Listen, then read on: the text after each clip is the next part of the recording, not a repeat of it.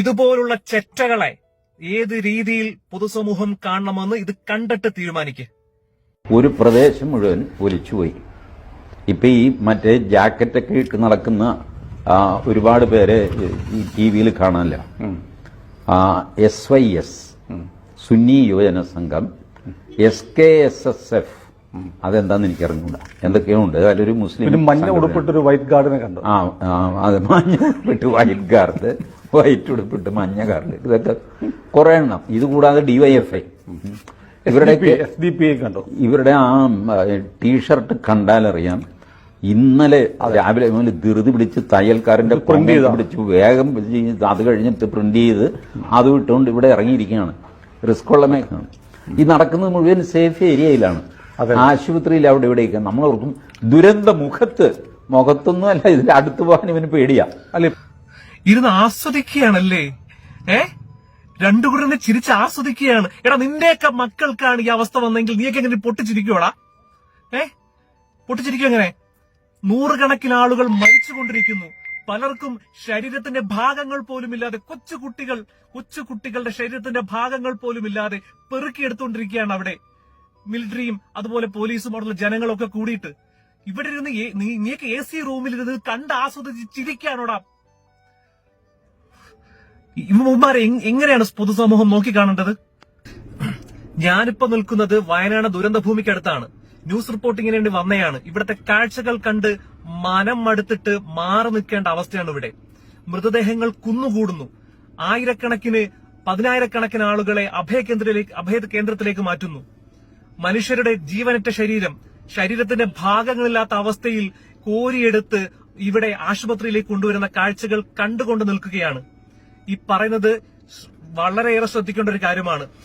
ഈ ഒരു വയനാടിന്റെ ഈ ഒരു അവസ്ഥയിൽ നമ്മൾ സഹായിക്കേണ്ട, അവരുടെ ആവശ്യം നമ്മളുടെ അത്യാവശ്യമായി കണ്ട് സഹായിക്കേണ്ട സമയത്ത് ഇതുപോലുള്ള ചില ചെറ്റകൾ, അങ്ങനെ തന്നെ പറയാണ്, മൃതദേഹം കണ്ടു മടുത്ത് വേദനിച്ചിട്ട് പറയാണ്, ഇതുപോലുള്ള ചില ചെറ്റുകൾ സമൂഹത്തിലുണ്ട്. വർഗീയവാദികളായ ചെറ്റകൾ. ഇവരിൽപ്പെട്ട കുറെ ആളുകൾ പറഞ്ഞുണ്ടാക്കുകയാണ്, മുഖ്യമന്ത്രിയുടെ ദുരിതാശ്വാസ നിധിയിലേക്ക് ഫണ്ട് കൊടുക്കരുത്, നിങ്ങൾ ഈ സമയത്ത് വയനാടുകാരെ സഹായിക്കരുത്, കേരളത്തിലുള്ളവർ അനുഭവിക്കട്ടെ, അവിടെ ബീഫ് കഴിക്കുന്നവരാണ്, അവരൊക്കെ നരകിക്കട്ടെ എന്നുള്ള രീതിയിൽ ഒരു ക്യാമ്പയിൻ നടന്നുകൊണ്ടിരിക്കുകയാണ്. സത്യത്തില് ഇവിടെ മുറിവേറ്റ പ്രശ്നങ്ങളുമായിട്ട്, വേദനയുമായിട്ട് നൂറുകണക്കിന് ആളുകളാണ് ആശുപത്രിയിൽ അഭയം തേടിയിരിക്കുന്നത്. പതിനായിരക്കണക്കിന് ആളുകളാണ് അന്തേവാസി കേന്ദ്രത്തിൽ വന്ന് കിടക്കുന്നത്. അവർക്ക് ആഹാരം, വസ്ത്രം, നാപ്കിൻ, മെഡിസിൻ, അതുപോലെ ഒരുപാട് ആവശ്യങ്ങളുണ്ട്. ഇവിടെ നമ്മൾ എന്തിനേറെ പറഞ്ഞ തൊട്ടടുത്ത സംസ്ഥാനങ്ങളായ കർണാടകയിൽ നിന്നും തമിഴ്നാട്ടിൽ നിന്നും പോലും നമുക്ക് സഹായം കൊണ്ടു തരുമ്പോൾ ഇവിടെയുള്ള ചില ചെറ്റകളായ ആളുകൾ അതിനെ തടയുന്നു, സഹായം ചെയ്യരുതെന്ന് പറയുന്നു. ആ വേദന അവർ അനുഭവിക്കണമെന്ന് പറഞ്ഞ് ക്യാമ്പയിൻ നടത്തുകയാണ്. ഇതുപോലുള്ള ചെറ്റകളെ സൂക്ഷിക്കുക. നമ്മൾ ഒറ്റക്കെട്ടായി നിന്നുകൊണ്ട് ഈ ഒരു പ്രശ്നത്തെ അഭിമുഖീകരിച്ചേ മതിയാകൂ. അതുകൊണ്ട് മാക്സിമം നിങ്ങൾ സഹായിക്കുക. വയനാട്ടിലെ ഈ അപകടത്തിൽപ്പെട്ടവരെ നമ്മൾ സഹായിച്ചേ മതിയാകൂ. മുഖ്യമന്ത്രിയുടെ ദുരിതാശ്വാസ നിധിയിലേക്ക് സംഭാവനകൾ അയക്കുക. അതുപോലെ തന്നെ കഴിയുന്നവർ, നിങ്ങൾ സംഘടനകളിലും ഇൻഡിവിജ്വലായിട്ടൊക്കെ കഴിയുന്നവർ മാക്സിമം ആഹാരം കൊണ്ടും വസ്ത്രം കൊണ്ടും വെള്ളം കൊണ്ടും മെഡിസിൻ കൊണ്ടും ഒക്കെ സഹായിക്കുക. അതിനെ തടയാൻ വരുന്നവർക്ക് നിങ്ങൾ മറുപടി കൊടുക്കുക. കാരണം ഇത് കേരളമാണ്. ഇപ്പൊ തന്നെ നമുക്കറിയാം, ആംബുലൻസുകളും അതുപോലെ തന്നെ എല്ലാ സജ്ജീകരണങ്ങളും വയനാട്ടിലേക്ക് ഒഴുകിക്കൊണ്ടിരിക്കുകയാണ്. സത്യത്തിൽ അവരുടെ ക്യാമ്പയിൻ ഒന്നും ഇവിടെ ഏക്കത്തില്ല. കാരണം മലയാളികൾ ഒറ്റക്കെട്ടായി നിന്നുകൊണ്ടാണ് ഈ ഒരു പ്രശ്നത്തെ നമ്മൾ അഭിമുഖീകരിച്ചുകൊണ്ടിരിക്കുന്നത്. അതിലേക്കാണ് വർഗീയ വിഷവിത്തുകൾ വിതച്ചുകൊണ്ട് ഇതുപോലുള്ള ചെറ്റകൾ നമ്മുടെ ഇടയിലേക്ക് വരുന്നത്. ഇതുപോലുള്ള വിഷപ്പാമ്പുകളെ നമ്മൾ സൂക്ഷിക്കുക, അകറ്റി നിർത്തുക. നമുക്കറിയാം, സോഷ്യൽ മീഡിയയിൽ ഇരുന്നുകൊണ്ട്, AC റൂമിൽ ഇരുന്നുകൊണ്ട് മതവർഗീയതയും പറഞ്ഞ് അതുപോലെ തന്നെ നിരീശ്വരവാദവും പറഞ്ഞ് നിൽക്കുന്ന ഒരുപാട് ആളുകളുണ്ട്.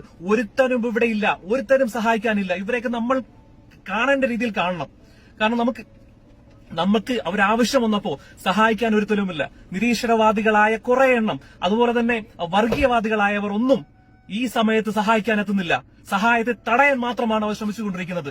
ദയവായി ഇത് നിങ്ങൾ കണ്ടു മനസ്സിലാക്കി ഇവരെ ഏതു രീതിയിൽ കാണണമെന്ന് നമ്മൾ തീരുമാനിക്കുക. മാക്സിമം ഒരു കാര്യം പറഞ്ഞുകൊണ്ട് ഈ വീഡിയോ അവസാനിപ്പിക്കുകയാണ്. നിങ്ങളെ കൊണ്ടാവുന്ന രീതിയിൽ വയനാട്ടിലെ ഈ ഒരു അവസ്ഥയിൽപ്പെട്ട് കിടക്കുന്ന ആളുകളെ മാക്സിമം സഹായിക്കുക. പറ്റുമെങ്കിൽ കഴിയുന്നവരൊക്കെ 100 രൂപയാണെങ്കിലും മുഖ്യമന്ത്രി ദുരിതാശ്വാസ നിധിയിലേക്ക് കൊടുത്തുകൊണ്ട് സഹായങ്ങൾ ചെയ്യുക. നമ്മൾ വയനാട്ടുകാരെ സഹായിച്ചേ മതിയാകൂ. അവർ